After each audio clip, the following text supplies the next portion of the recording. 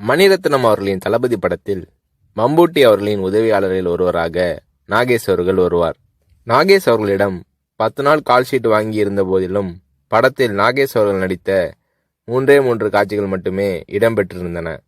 பிறகு ஒரு நாள் ரஜினி அவர்களை நாகேஷ் சந்தித்த போது, மணிரத்னம் என் கால்ஷீட்டை வீணாக்கிவிட்டார், இன்னும் சில காட்சிகளில் என்னை பயன்படுத்தியிருக்கலாம் என்று நாகேஷ் அவர்கள் தன்னுடைய ஆதங்கத்தை வெளிப்படுத்திய போது, ரஜினி அவர்கள் பதில் ஏதும் சொல்லாமல் புன்னகை புரிந்தார். அவ்வளவுதான்.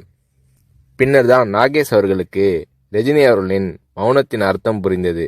ரஜினி அவர்களிடம் பேசிக்கொண்டிருக்கும் போது அங்கே இல்லாத 3வது நபரை பற்றி குறை சொல்லி பேசினால் ரஜினி அவர்கள் அதை விரும்புவதில்லை.